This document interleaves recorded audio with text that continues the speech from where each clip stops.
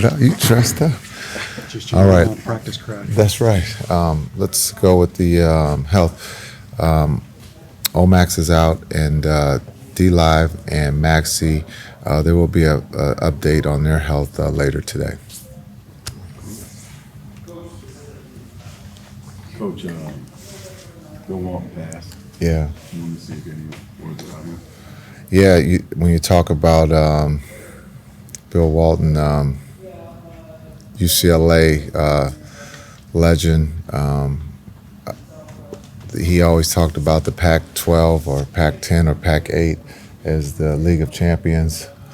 We all know that. I think the Pac-2 is dissolved or is leaving, but it's a legend lost when you talk about basketball and what he brought to the media side. As a ex-player, to be able to be successful not just on the court but also on TV, and so.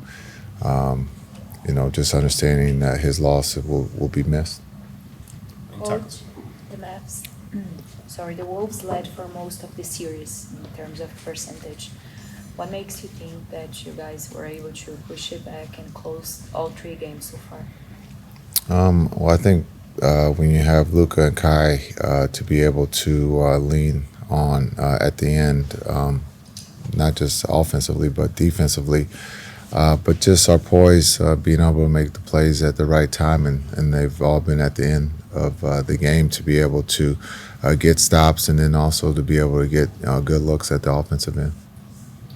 Jason, every single player walking off the court has continued to say job's not finished. That's kind of been the mantra here. You had a chance to play with Kobe. Just talk about the Mamba mentality that this Dallas Mavericks team has. Yeah, I think when you look at when you talk about the series, it's the first team to 4, not the first team to 1 or 2 or 3, and so for us, it's we've talked about that in the film and on the court about we haven't done anything. We got another game at home to protect home, game 4. Understanding we know what the series stands, but it's just us, trying to protect home tomorrow night, and that's what we've talked about today. Understanding Minnesota is going to come out with everything and expect, that they're going to make every shot. So we have to make it tough, continue to, not let go of the rope, but continue to be desperate and hungry. Jason, your connection with Kyrie, how much of that do you think comes from your kind of shared status as elite point guards? Like, does that play into how you've been able to kind of connect with him? Yeah, it might. I think that's a question for him. I think we've known each other since Jersey. He's a little bit younger than I am. His skill set is a lot higher than mine. But when you look at a couple things we share, same birthdays. So his birthday comes first. We celebrate his, not mine. But understanding that we love the game of basketball. We want to be great as players and now as a coach. And so just being able to, talk the truth or speak the truth to one another. I joked with him about his free throws, that he no longer can shoot the tees. So now he's in there working on his game. And that's, to make him smile or to poke fun at him, but he takes it serious.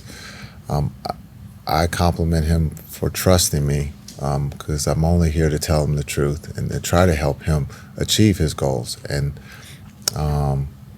consultant or coach, that's who I am. I'm here to help, and however that's labeled, my job is to help fulfill those guys' dreams, and that's to win, but also to achieve whatever else they comes with being a pro. But our connection is tight. We believed that we were going to work together at some point, and it's come true. And yes, it might not have started off right, but I think just understanding time has shown that it does work, and that we're having fun. And that's the beauty of playing this time of the year. It's supposed to be fun. I thought Luka said it best. You're supposed to be tired. I thought Kai's answer to Luka, you should be tired. You're playing hard, and this time of the year, it's mentally and physically draining. But Kai is special, and I've said this: his calming and his poise on the floor has helped everybody to keep everybody together, to understanding what the goal at that time in the game, if it's to get a stop or to make a shot. But you can see that his trust with his teammates, because he's not afraid to throw it to the corner. When everybody else would think that he should be shooting it, he trusts that PJ or DJ or Josh or Exum or Timmy is going to make that shot, and those guys have stepped up and have done that. You've been in this position as a player with a chance to close out a series to get to an NBA Finals. How have you approached this as being in this position as a head coach for the first time with an opportunity to do the same? Yeah, it's basketball. We're not going to make it any bigger than that. We have a game at home tomorrow that we got to protect, and that's how we're going to approach it. Coach, in 2022, you guys were in the same position in Western Conference Finals, but you lost. I know different staff, different players. Is there anything that you take from that loss that you're applying right now that is working? Yeah, I think we're not going to take anything for granted. We have to earn it, and so it's not going to be handed to us. So we have to go get it, and tomorrow we have an opportunity to do that. Back to Irving for a second. He has said that the first games he attended as a kid, NBA games, were Nets games. Do you recall the first time you guys actually met? What the circumstances were?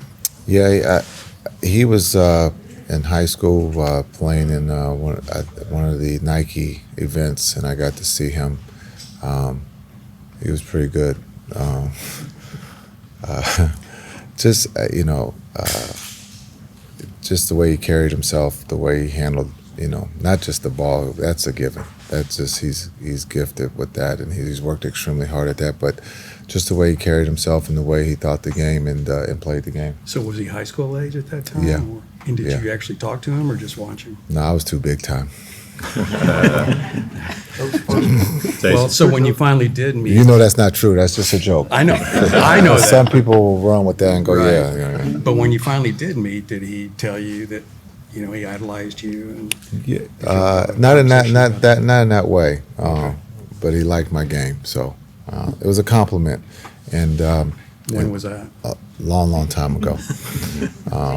So he again, we go back to Jersey, and when we had the opportunity to get him, I thought it was a great fit for Luka and for the Mavs. And no matter what was going on off the court, I thought on the court he was a perfect fit. And it's turned out that he's not just a perfect fit on the court, but off the court too. Coach, Luka said last night that he's learned a ton from Kyrie throughout this playoff run. I'm just curious, from your perspective, spending so much time with those guys, how have you seen Luka evolve in this postseason, and how have you seen maybe the Kyrie effect on Luka? Yeah, I think just the trust and Luka's always trusted his teammates. I think you can see with the double teams, he's going to, trust that the bigs or whoever's rolling is going to make the right play. Just the understanding of he sees Kai competing on the defensive end, he's competing on the defensive end. And so I think they push each other in a positive way on the floor on both ends. But also I think they give each other security that if one is tired, he trusts that the other one can deliver. And it's not his turn or my turn. It's like, hey, can you take this home? Or the other one goes, can you take it home? And if one says, I'm tired, the other one feels that he has to step up and do his job. And so it's a matter of being great teammates.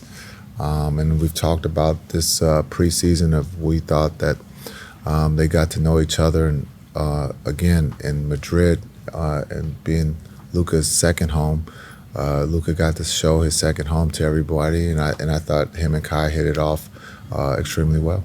Jason, you mentioned being there for your team as a coach and even a consultant. When you think about this group of guys and who they are even outside of the game of basketball, how proud are you of this group of men? I'm proud of them. I'm ecstatic. All the positive words you can think of, and because to see these young men grow, from Hardy to Exum to D Jones, and I'm not naming the stars on purpose because we always talk about the team. Luka and Kai get a lot of the mention, but D Jones, to see his growth this season as a young man on and off the floor. Getting Gaff and PJ just recently to see their growth and their excitement to be here. But it just talks about our culture as a whole when we can absorb new players from the outside or young men from the outside and bring them into the Mavs culture. It's a beautiful thing, and these guys have created that. And along those lines, Chris, just a little while ago, said that the Wolves are kind of dying by the poison they're picking. I know you guys don't need a validation, but do you feel like the way you guys have executed late in games, particularly in this series, has kind of put a stamp on, yes, everything that you thought was going to work is going to work? Yeah, I think just you have to go through some failures, I suppose, to really believe that it's going to work. And I thought last season we went through that.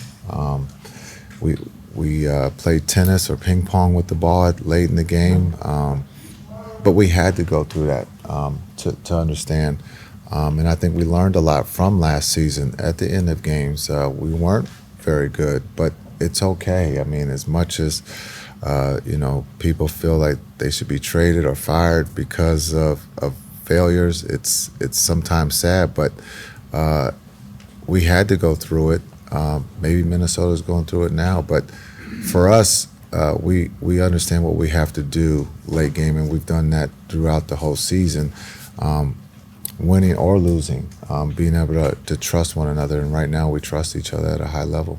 Jason, could you talk about the job that Nico has done within the last year? He re-signed Kyrie, when got to D. Jones, PJ, and Gapper. Yeah. That's 4/5 of your starting lineup. Yeah, Nico has done an incredible job of not just this past year, but since he's gotten here, being able the first year to go to the Western Conference Finals, to be able to get D-Live and Omax last year in the draft, to be able this past summer to sign, Exum, D. Jones, and then to be able to make a trade. Did I miss anything? 2 trades. Well, we're going to say trades. Yeah, so 2 trades. Again, he's been a big part of this culture of setting the culture for the Mavs and being able to get the right pieces for that locker room, and you can see that on the floor. Jason, I talked to Jason, D. Jones we last talked night. about the leadership with Markieff Morris, and another example last night, he was carrying D-Live off the court. Just talk about his presence in the locker room and how much that translates, just the positivity in the game itself. Yeah, I think Markieff won't show up in the stat sheet, but what he's done for us all, on the sideline as a teammate, I'm not going to say coach because he's a player. And so just understanding, being there for his team, he's a guy that's going to tell them the truth at halftime or before the game or during the game. And so, again, I mentioned in game 2, he had a big play of the challenge that we won. So he, again, a veteran. We need more of those veterans in this league to help these young men on and off the floor, and he's been great for us. He's actually been the MVP, up to for this season for us. If there was a vote, I know everybody's going to say that Kyrie or Luka should get that award. Yes, but there's a lot of things that go on in a season that a lot of people don't see, and so he would be definitely a candidate for the MVP. Have you taken off your coach's hat just for a minute, Coach Jason, and just really look at where you are? No, we'll do that in July and in August. There's no time right now, and there's a lot of work to still be done here. But at some point, we'll get a chance to breathe and exhale. What did you do last night? What did you do this morning? Like, what were your thoughts? Just about the position that your team is in. Yeah, last night watched film and and how can we get better. But also, looking at some things that some people would be like, that's a bad turnover, talking to the guys, being honest with them we truly believe in our defense, and sometimes turnovers are positive. And being able to throw the ball into the stands so we can set our defense if you get stuck. Most coaches get pissed. I'm like, that's a great play. because we truly believe that our defense we can get another stop and get another opportunity, and sharing with these young men that don't feel bad and that there's growth from doing that, and so that's what I'm doing right now is looking at the positives and sharing with our group again that there's a long ways to go.